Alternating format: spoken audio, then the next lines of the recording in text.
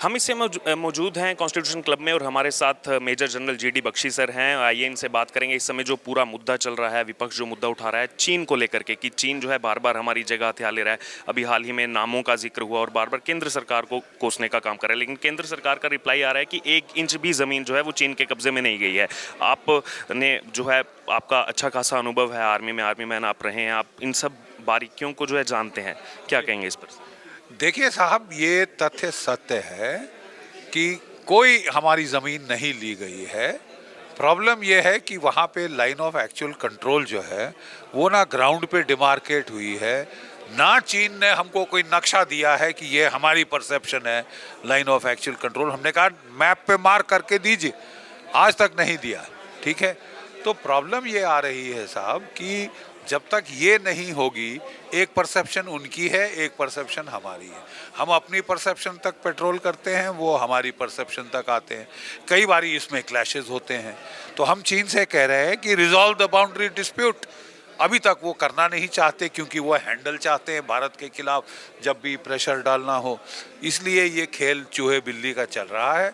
मेरा तो सुझाव सरकार को यही होगा कि एक बार इनको अच्छी तरह से लताड़ा जाए, तो ताकि 10 बार सोचें अगली बार ये हमारे इलाके में हस्तक्षेप करने की। ये ज़रूरी हो गया है, जैसे कि 1967 में हुआ था चोला क्लैश, नाथुला क्लैश। उसमें इनके कोई 600-700 जवान मारे गए थे। तो तब से ये कोई 20-30 साल चुप रहे। अब फिर चुलबुली, फिर वो हाथापाई, मुक्काबाजी, लताड़े, लात घूंसा। अरे साहब, हमको हथियार दिए गए हैं, मैं समझता हूँ का अब इस्तेमाल करने का समय आ गया। सर, एक और कमेंट लेना चाहूँगा। क्या विपक्ष यहाँ पर सरकार को कोसने के साथ साथ कहीं ना कहीं केंद्रीय जो सुरक्षा बल हैं उनको भी जो है यहाँ पर कोसने का काम कर रहे हैं, जो अरुणाचल प्रदेश को लेकर के स्टेटमेंट सामने आई हो विपक्ष? देखिए साहब, मेरा हमेशा ये कहना रहा है, कथन रहा है कि साहब एक विपक्ष का काम है अपोज करना, ऑपोजिशन का काम है अपोज करना, लेकिन राष्ट्रीय सुरक्षा का जहां मामला आता है हमें एकजुट एक आवाज में बोलना चाहिए। अलग अलग राग, अलग अलग सुर नहीं अलापने चाहिए। मैं आज जो एक पहलू पे इस किताब के ले जाना चाहता हूं और वो बहुत अहम है, and that is the battle of narratives. इसी हमारे देश में कई सारे नैरेटिव्स छोड़े गए हैं डिस्टेबलाइज करने के लिए। इसी हिटलर के टाइम में हमने गॉबेल्स का प्रोपेगेंडा सुना था कि you repeat a lie 10,000 times and you manufacture truth. और आजकल तो पोस्ट ट्रूथ एंड ये सारी टर्म्स आप अमेरिकन डिस्कोर्स में सुन रहे हैं, लेकिन ये हमारे साथ तो काफी देर से हो रहा है। और मुझे सब बेस्ट पोर्शन जो लगा है इनकी किताब में, अगर आप देखें इनिशियल चैप्टर में इन्होंने बात की है चंद एक नैरेटिव्स जो कि अनलीश किए गए हमारी सिविलाइजेशन के ऊपर, हमारी संस्कृति के ऊपर, हमारी इंडिक जो समाज है उसके बरखिलाफ, उसकी तौहीन करने के लिए, उसको डिफेम करने के लिए एक अभियान, व्यापक अभियान चल रहा है। और जॉर्ज सोरोस साहब ने $1 बिलियन इसके लिए लगाए, $1 बिलियन। ये इसको हल्के में मत लीजिए। देखिए, मैं आपको कह रहा हूं आपका देश उभर रहा है, ये कई लोगों को रास नहीं आ रहा। People are not happy with the fact that there is an India which is rising. There is an India which is the 5th largest economy in dollar terms, 3rd largest in PPP terms, और dollar terms में भी हम 3rd largest होने वाले हैं। ये रास नहीं आ रहा साहब, और इसलिए ना केवल ISI, मैं साफ कहना चाहता हूं, और RSN मेरे बहुत अजीज दोस्त हैं, वो भी इसको सपोर्ट कर रहे हैं, और कई फोरम्स पे हम लोग ये कह रहे हैं थोड़ा सा जागिए। ना केवल ISI, इंटेलिजेंस एजेंसीज हमारी वेस्टर्न कंट्रीज की एक व्यापक साजिश के तौर पे हमारे पे, ऑस्ट्रेलिया में एक कैंपेन चल रहा है, कनाडा में एक कैंपेन चल रहा है, यूके में कैंपेन चल रहा है, यूनाइटेड स्टेट्स में एक कैंपेन चल रहा है। और मधु बहन ने इसके ऊपर देखिए लिस्ट किए हैं। सबसे पहले तो जो आपका एक नैरेटिव है पार्टीशन का, फिर जो सबसे बड़ा नैरेटिव जो आपने देखा कि जेनोसाइड, एथनिक क्लेंजिंग हुई जम्मू कश्मीर में, आप साहब उसके खिलाफ बात नहीं करते हैं, आप तो विक्टिम शेमिंग के ऊपर आ गए हैं। How can you talk about it? ठीक है, ये एक नैरेटिव है। हमारे प्रधानमंत्री जी के खिलाफ एक कैंपेन चलाया गया था, हमारे होम मिनिस्टर के खिलाफ एक कैंपेन चलाया गया था, ठीक है।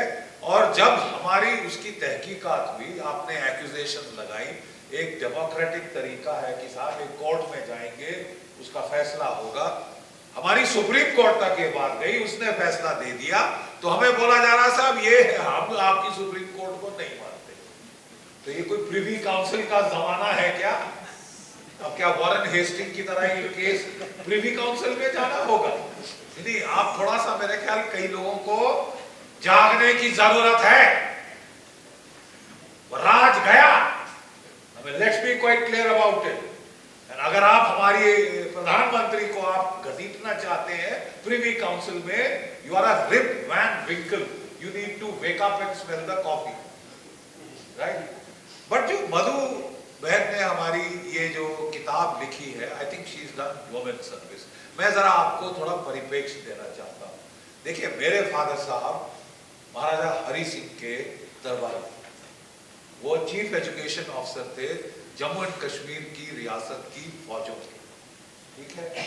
वो पर्सनल ट्यूटर थे युवराज करण सिंह, ठीक है। और जो जम्मू एंड कश्मीर रियासत की फौजें हैं, वो आगे चलकर 1956 में इंटेग्रेट हो गई एन ब्लॉक। एक ही स्टेट फोर्सेस है जो कि पूरी की पूरी एन ब्लॉक जो है इनकॉर्पोरेट हुई थी इंडियन आर्मी के अंदर एज अ सेपरेट रेजिमेंट। अब जैसे मद्रास 17 मद्रास ट्रैवनकोर है, वो ट्रैवनकोर के स्टेट फोर्सेस मद्रास रेजिमेंट में चले गए। जयपुर के स्टेट फोर्सेस, जोधपुर के स्टेट फोर्सेस राजपुताना राइफल्स में गए। बट ये एकमात्र है जो कि पूरी रेजिमेंट अलग बनी, जम्मू एंड कश्मीर राइफल्स। इस रेजिमेंट की मेरे खानदान ने सेवा की है। मेरे बड़े भाई साहब 11 J&K राइफल्स में शहीद हुए, और मेरे पिताश्री तो रहे ही पूरे। मैंने खुद 6 J&K राइफल्स कमांड की है। मेरी आधी से ज्यादा जिंदगी J&K में लड़ते लड़ते साहब गुजरी। मेरे बाएं से गोली गई है, मेरे दाहिने से गोली गई है। और एक बार मैं बता रहा था कि एक मुझे लाइफ टाइम अचीवमेंट अवार्ड के लिए साहब बुला दिया। तो जब मेरी बारी आई तो बोले साहब, जनरल साहब बताइए 37 साल में आपने क्या सबसे बड़ी अचीवमेंट की आपकी? तो with as straight face as possible Madhu बहन, मैंने उनको बोला स्टेइंग अलाइव, कि मैं जिंदा हूँ, एक टुकड़े में हूँ। ये बड़ी भारी अचीवमेंट है साहब, और इसका श्रेय मैं अपनी श्रीमती जी को देता हूँ और अपनी बिटिया को देता हूँ, जिन्होंने जब हम लड़ रहे थे तो देखिए, मैं ये परिप्रेक्ष्य क्यों सुना रहा हूं। महाराजा हरि सिंह ने रियासत जम्मू कश्मीर, उनके पुरखों ने, महाराजा गुलाब सिंह ने, उन्होंने स्थापना की थी। उन्होंने यहां से पठानों को खदेड़ा, ठीक है, और रियासत जम्मू कश्मीर को बनाया। और साहब उसके बाद जब आजादी हुई तो उस वक्त नेहरू जी बहुत ही घनिष्ठ मित्रता थी वो हमारे शेख अब्दुल्ला साहब से।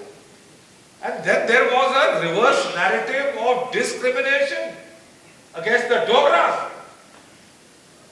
The main thing in this book, ये case जो है is just a external symbolism of the persecution of the Dogras in their own homeland. पहले तो साहब वेंजेंस लिया गया महाराजा हरि सिंह साहब को, उनको देश निकाला हुआ, वो मुंबई में जाके प्राण त्यागे उन्होंने। He was not allowed to come back. I mean, there was a kind of a vengeance against the Dogra. उसके बाद आप जरा कभी जम्मू जाएं तो आपको वहां पे स्लोगन्स मिलेंगे, कौन सुनेगा जम्मू की आवाज। सब जगह हर किसी की जुबान पे है कश्मीर, कौन बदलेगा जम्मू की तस्वीर, ये स्लोगन्स आपको जम्मू की दीवारों पे मिलेंगे साहब। और द फैक्ट ये है कि जो कश्मीर के पास जो कि कल तक जिनको आपने छुड़वाया था पठानों के चुंगल से, जो इनकी पठानों ने हालत की थी, वो तो हम सबको मैं ज्यादा कहना नहीं चाहता लेडीज के सामने, सब जानते हैं।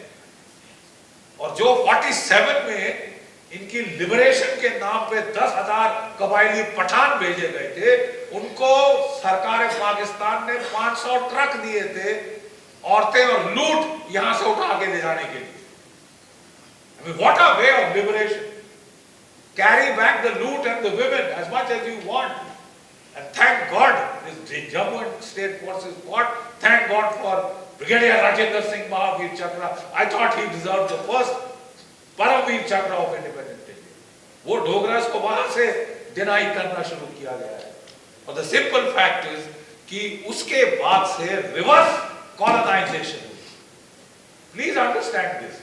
ये जो जिस पे डायलेट किया है मधु जी ने जिस केस के ऊपर कि how you manufacture the truth, how, देखिए यहां निर्भया कांड हुआ था, पूरा देश हिल गया।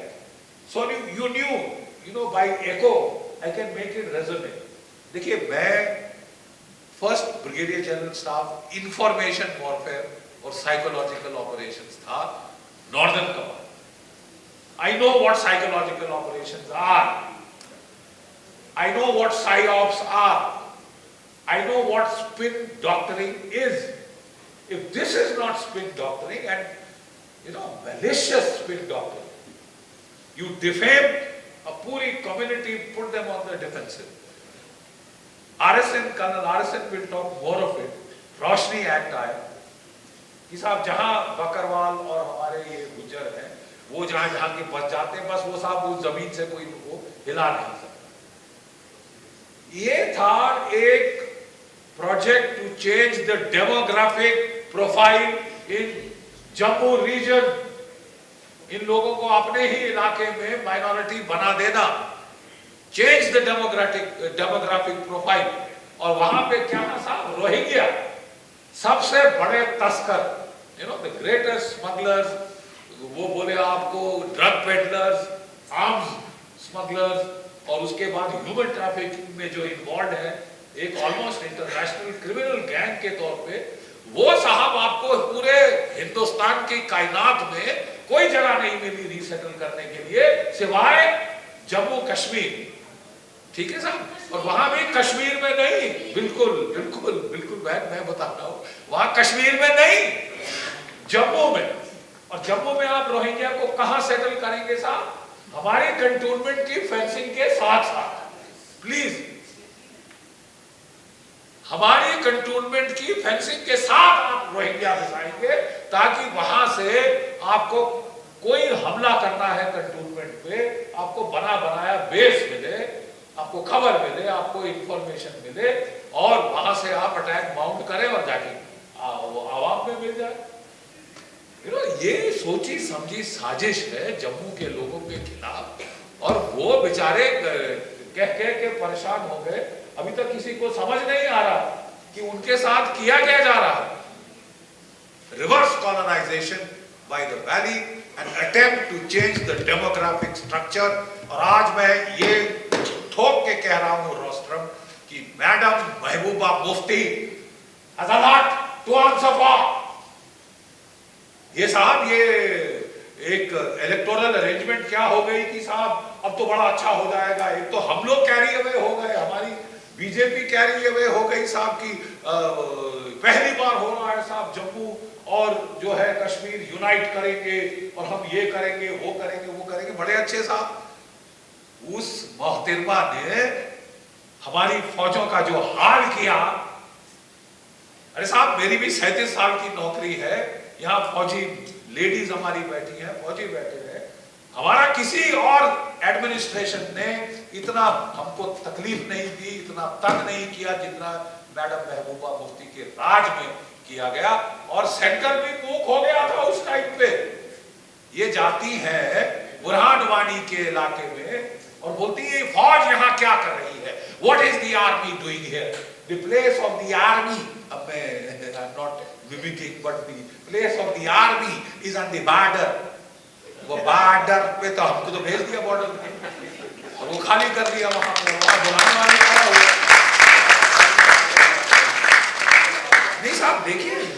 बहुत बड़ी साजिश है।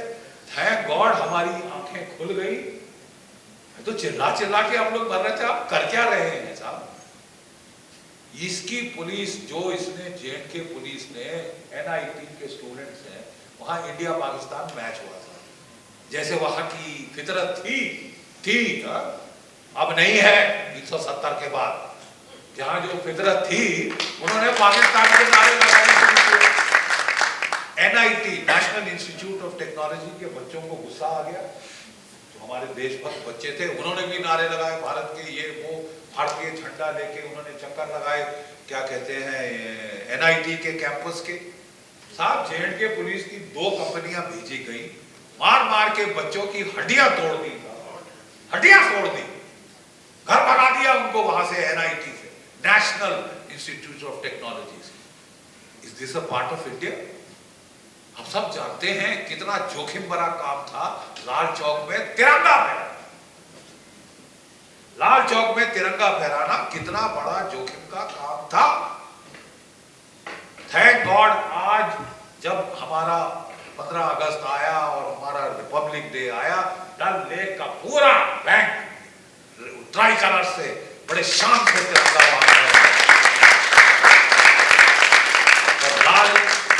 लाल चौक में तिरंगा फहराया।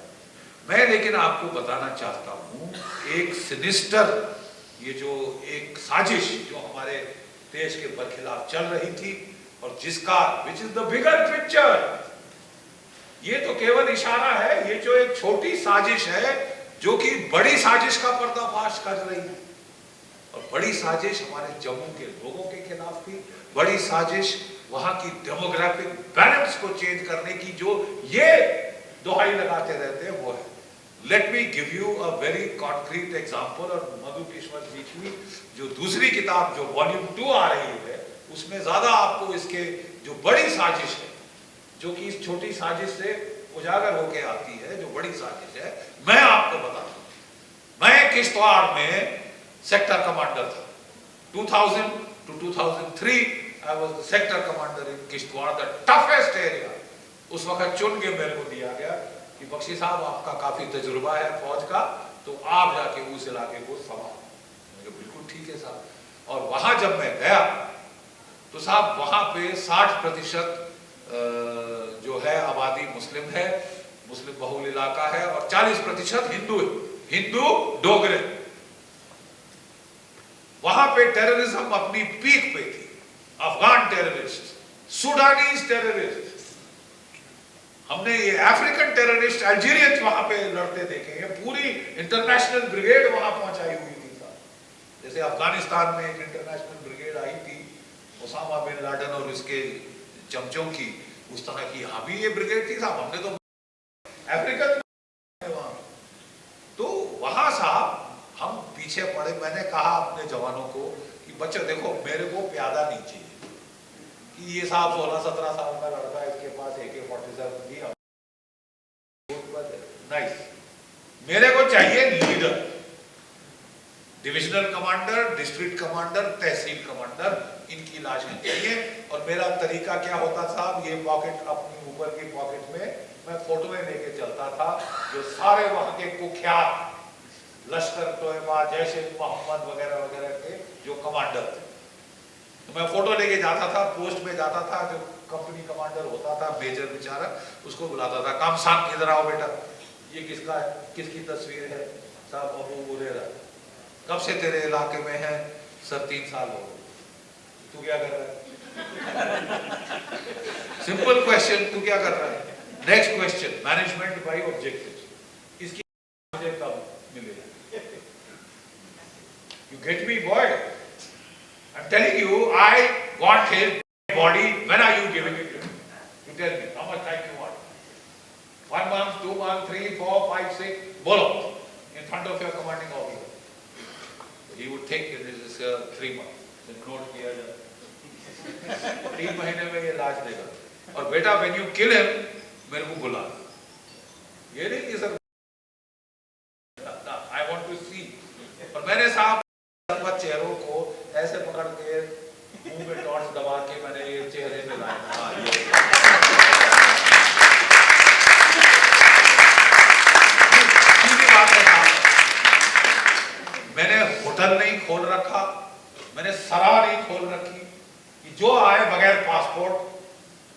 passport, without visa, you come to my country, you rape the women, you kill innocents. And you think we'll throw flowers at you? We'll make a monkey out of you. You deserve to be 6 feet under the earth. We'll put you there. और हमने डालने शुरू किए। बहन हमने वहां पे 3-4 महीनों के अंदर लड़कों ने 37 बिछा दी, टॉप कमांडरों की। मेरे को साहब वहां से आया कि बख्शी साहब तेरे को देख ले, मेरे को मैसेज पहुंचाया गया कि बख्शी साहब तेरे को देख ले। मैंने कहा ठीक है, गीदड़ भक्की मैंने बड़ी सुनी है। मैंने अपने डिप्टी को बोला, मैंने कहा देख ये छछूदर जो है ये उचक रहे हैं ज्यादा, ये कह रहे हैं कि बख्शी साहब देख लेंगे, तो हम उनको जाके ढूंढते फिरते हैं, हमारे हाथ नहीं चढ़ते, भागते रहते हैं चूहों की तरह। अगर खुद चल के आएंगे तो उससे अच्छा क्या होगा? So be little alert and careful.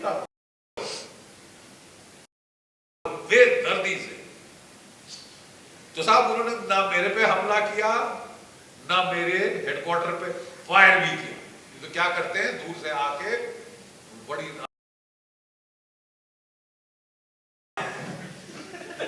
ये भी नाटक है कि हमने बख्शी पे हमला किया। बख्शी जिंदा है, टाइगर जिंदा है, बख्शी भी जिंदा है। तो मैं आपको बताना चाहता हूं, बहुत घिनौनी चाल जो वहां चली। आपने कश्मीरी पंडितों के साथ जो एथनिक क्लेंजिंग हुई है उसके बारे में तो सुना है। अब तक तो हम बोल भी नहीं सकते थे, बोलना भी गुनाह था।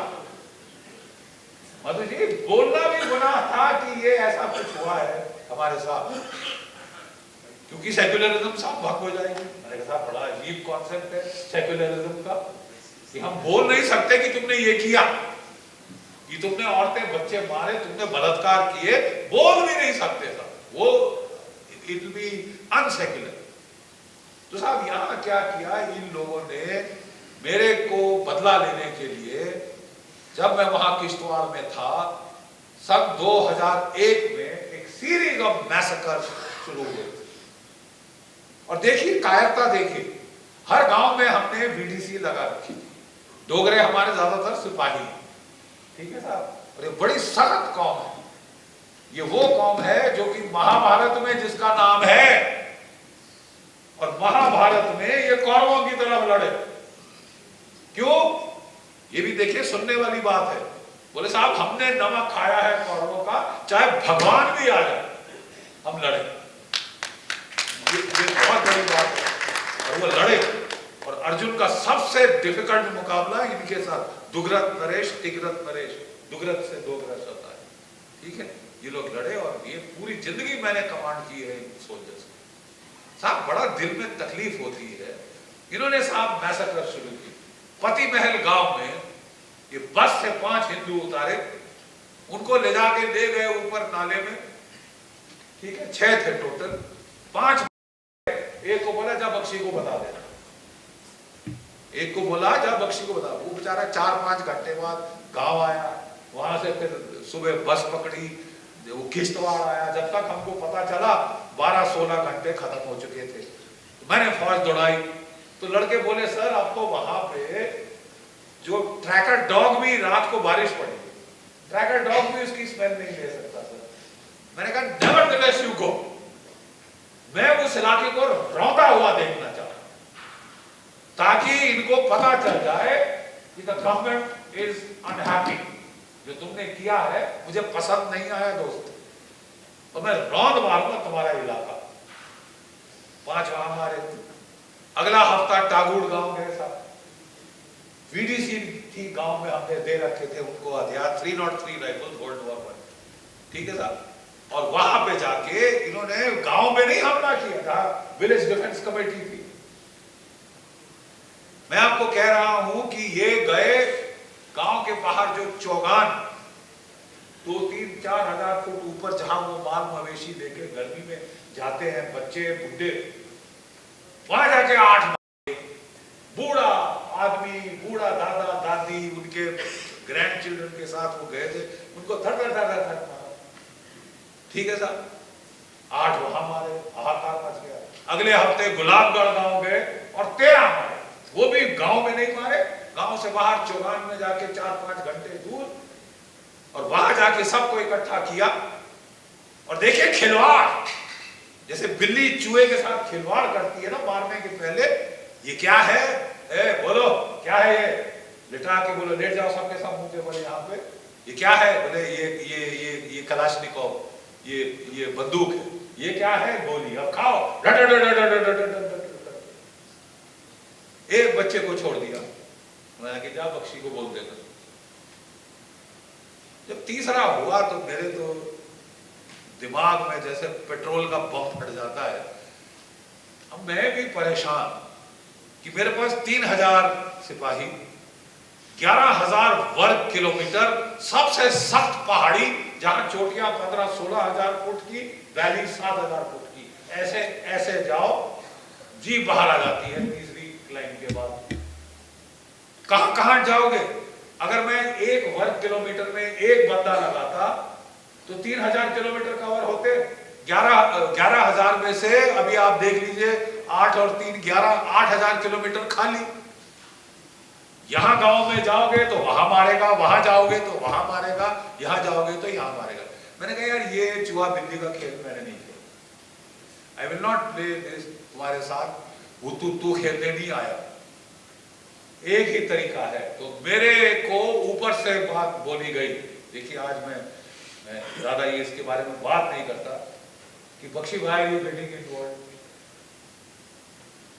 मैंने कहा सर मेरे इलाके में बेकसूर जनता, औरतें बच्चों को मारा, आप कह रहे मैं इन्वॉल्व नहीं हूँ, तो और कौन आएगा? कोई दिल्ली से आएगा? नहीं ये पुलिस का काम है। मैंने कहा सर JNK की पुलिस में इतनी काबिलियत होती तो यहाँ हमारी फौज आती इतनी सारी। नहीं यू आर गेटिंग पर्सनल। तो मैंने कहा सर पर्सनल की बात है, it is personal, very much personal. And मैंने कहा कि सर अब आप मेरे पे छोड़ दीजिए। भाई तू कैसे करेगा? तेरे को पता नहीं है, you are short of truth, I can't give you more truth. मैंने कहा सर मैंने आपसे मांगे भी, I know how to sort this out, कि मैं हर जगह को बचाव नहीं करूंगा। I will not defend anything. He who defends everything defends nothing. I will.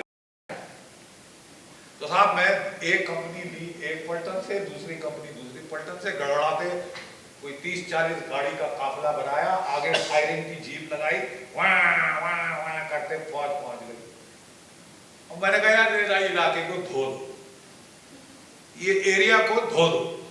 फिर मेरे पास कहा है मेरे कर्नल साहब हुक्म तो आप मानेंगे, लेकिन सर यहाँ वो नहीं है। मैंने कहा यार you just do what you are told, there is a message I want to convey. तुम मुसीबत बुलाओगे अपने ऊपर if you play with the government. Government of India मजाक नहीं है, गवर्नमेंट ऑफ इंडिया की फौज है, ठीक है। और साहब वो कॉर्डन सर्च ये वो, अब तकलीफ तो होती। 2 दिन के बाद सारे गांव के सरपंच खड़पंच मेरे कमरे के बाहर, मैं स्कूल में कैंप किया था, स्कूल खाली था, मैं वहां कैंप कर रहा था। वो आगे बख्शी साहब हमने नहीं किया, रहम करो रहम करो। मैंने कहा आपने किया? मैंने तो नहीं कहा आपने किया, मैं सिर्फ तुमसे पूछ रहा हूं किसने किया। I want to know who did it. तो बोले सब एक मिनट देखा कि सब ब्रिगेडियर साहब, तो ब्रिगेडियर साहब का पारा चल रहा था। बोले साहब एक मिनट, बाहर गए, खुसर करी, फिर अंदर आके बोले साहब हम में से देखो साहब कोई एक नहीं आपको बता रहा, हम सब बता रहे हैं कि ये अबू मुस्तफा, अबू गुलाम, अबू उबैद, लश्कर तैयबा, इन तीनों ने मारा है और ये 2 गुज्जर का ही। मैंने कहा good, cordon search operation cordon. Thank you sir, thank you. मैं थैंक यू नहीं, कल मुझे सारे गांव के मर्द चाहिए यहाँ स्कूल में, 16 से 60, 16 to 60 I want all males है। तो वो सारे के सारे अगले दिन आ गए और मैंने साहब वहां पे पावर पॉइंट प्रोजेक्टर लगाया और स्क्रीन लगाई, और जो लाशें थी जो उन्होंने गुलाबगढ़ में मारे थे वो दिखाए। ये किनकी लाश है? हाँ साहब ये तो मेरा राजदीप था साहब, बुढ़ा था साहब, कितने साल का था? 80 साल का था। ये कौन है? ये उसकी साहब, उसकी औरत की साहब, कितने साल की थी? 75 साल। ये बच्ची कितने साल की थी? 8। ये 5। ये लड़का ये साहब ये 6 साल का था, ये 7 साल का था। तो मैं बोला क्या ये जायज है? भाई जो अच्छा सिपाही है वो औरतों, बच्चों, बूढ़ों और बीमारों पे, घायलों पे हाथ नहीं उठाता। इतना मर्द का बच्चा है तो सामने आके ला। वहां मौलवी साहब थे, मैंने मौलवी साहब को खड़ा किया, मैंने मौलवी साहब जरा आयात सुना दीजिए। उन्होंने बिल्कुल बोल के सुना दी। मैंने कहा साहब अब आपको मैं एक संदेश देना चाहता हूं। अबू मुस्तफा, अबू गुलाम, अबू उमैर, कान खोल के सुन लो। भाड़ में गए बाकी टेररिस्ट, हिंदुस्तान की फौज अब तुम्हारी, भाग लो जहां भागना, चाहे मुझे 1 हफ्ता लगे, चाहे 1 महीना, चाहे 1 साल, मैं तुम्हें जहन्नम के किसी भी कोने से ढूंढ के मार निकालूंगा। और जब तुम्हें मैं तुम्हें कुत्ते की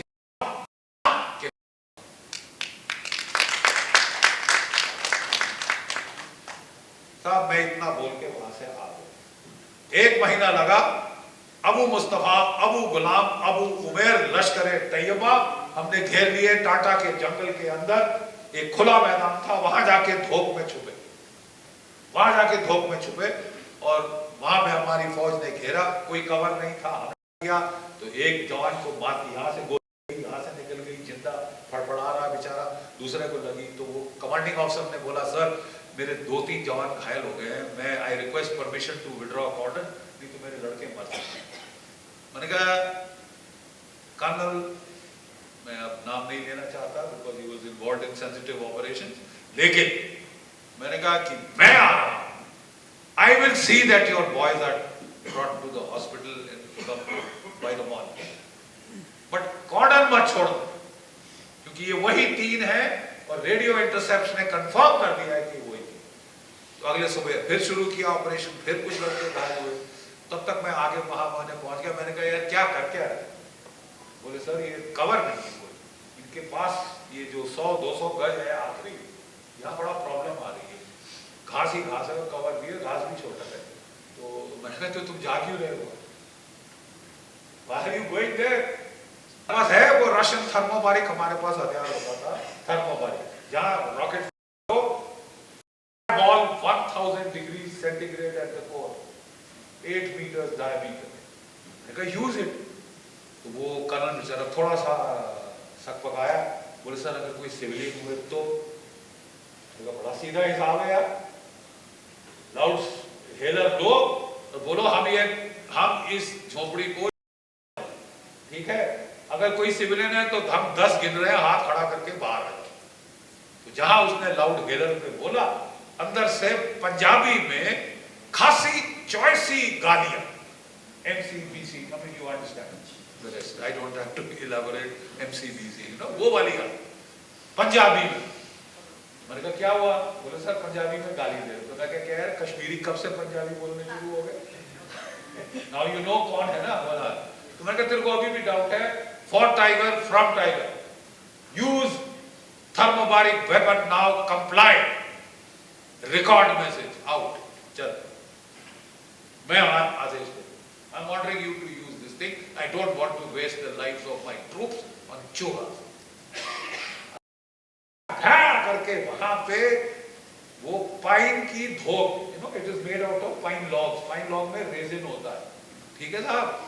वो 4-4 फुट लपटे गई, 400 फुट लपट वो आग की जली, 3 घंटे वो जलती रही, जल के राख के ढेर के सिवा कुछ नहीं।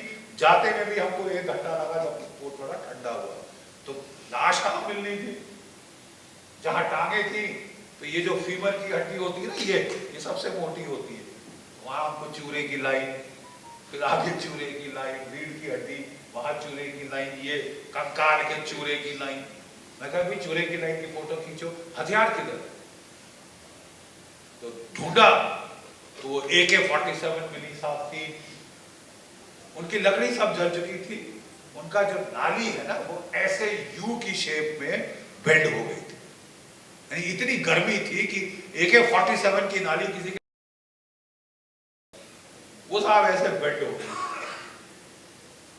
साहब। हमने कहा खूब सारी photo record it on camera, और खासकर जली हुई ये राइफल। और वो लेके मैंने कहा सर नेक्स्ट ऑर्डर, मैंने कहा next order I want everybody in Gulabgarh, और 15 गांव के सारे लोगों को ही हाल लगा। वो बेचारा फिर वही ड्रिल हुई, फिर वही पावर पॉइंट प्रोजेक्टर लगा, और साहब मैंने वहां पे वो दिखाई, मैंने पहले दिखाई वो जो औरतें बच्चों की लाशें थी।